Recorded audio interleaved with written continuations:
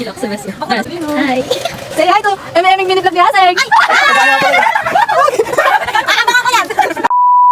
Hello guys! Welcome to my MMing mini vlog! So ngayong araw nga pala guys ay tanghali na akong nagising. Kasi nga napuyat ako kagabi at di ko naalala na may practice nga pala kami ngayon. Pero syempre kahit alam nating late na tayo ay makikipaglaro pa rin tayo sa pamangkin ko. Simulan natin ang araw natin sa pagtitimpla ng kape. Dahil ang kape ay magsisilbing lakas natin para mamaya. Totoo lang ay mahilig talaga akong magkape. Kaya mapapansin nyo sa mga nakaraang vlog ko ay nagkakape talaga ako tuwing umaga.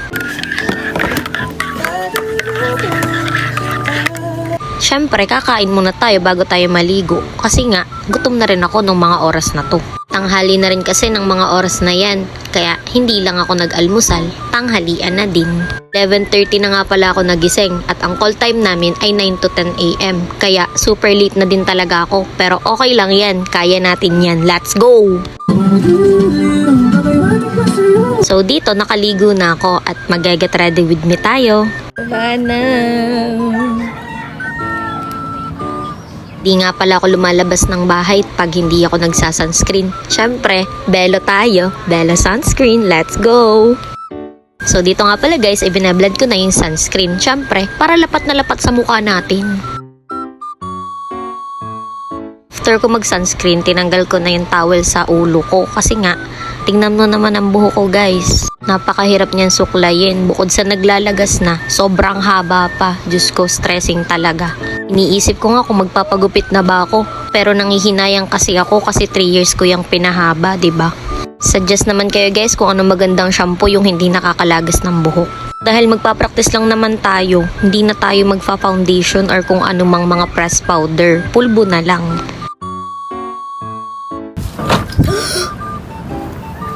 Uy!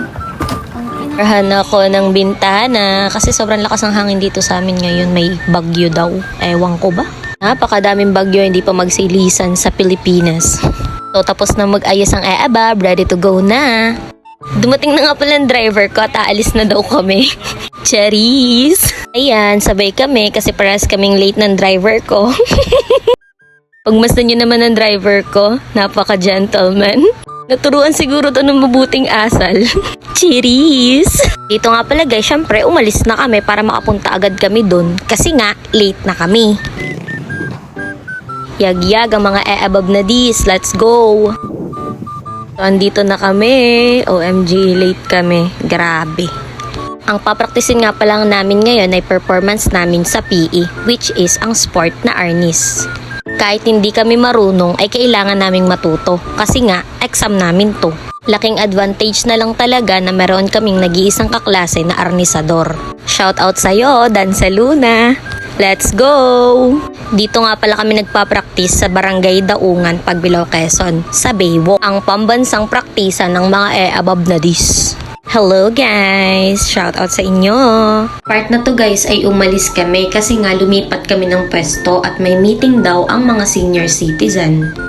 Napag-decide na namin na sa may court na lang dun sa amin sa barangay parang mag-practice kasi malawak dun at hindi naman ganun kainit sa panahon ngayon kasi nga may bagyo. At the same time malapit lang ito sa bahay namin as in tapat lang talaga ang bahay namin sa court. So nauna na nga pala kami kasi nakamotor nga kami at yung iba naglalakad pa din. At mabuti na lang talaga kasama ko ang driver ko. Meron akong service. Charis!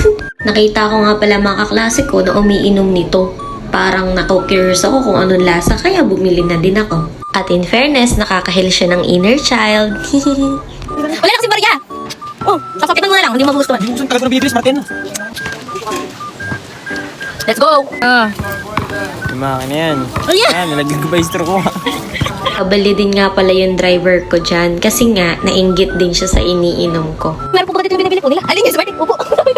At siya nga pala yung tinutukoy ko sa inyo na nag-iisa kong kaklase na arnisador at siya ang magtuturo sa amin for today. Haseng! Dahil late nga ang e-above, ayan, nagpaturo na muna ako. Kasi nga, baka mamaya, pag dumating na yung sabayan na kaming lahat, wala akong alam, diba? Mabuti na lang talaga kahit hindi ako marunong, madali kong nagets kung ano ang itinuturo. Kasi as a mananayaw, dapat madali kang makapick up. Kumanas ba?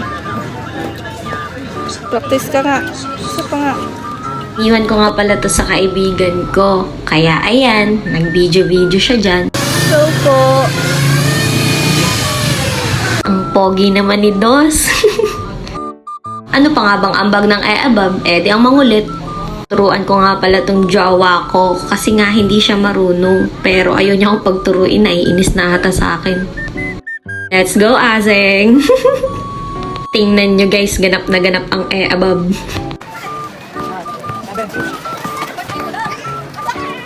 Sa part na to ay hawak ng jowa ko ang cellphone ko. Kung sino na lang talaga ang maibidyo nitong jowa ko na to. Diyos ko. Ang cute na mga bata. Ang gagaling nila kumending. Nung bata ako, ganan din ako eh. Sa part na to guys, dahil nga tapat lang ng school yung pinagpapraktisan namin, meron din kaming mga kasama dito na estudyante.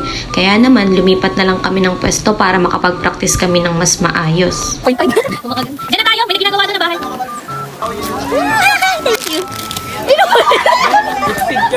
Nakakakilig naman, binili pa ako ng ice cream ng driver ko. Pakit muna si Bess habang umadila sa ice cream. Para mas matapos ng maaga, nagpatuloy na ulit kami sa pagpa-practice. Ganap na naman ang above, di naman marunong. Papasabi ka na lang talaga ng para sa grades. After nito guys, umuwi na rin kami. Syempre, para makapag-rest na din. So, ayun lang guys for today's video. Please don't forget to follow my page po. Thank you!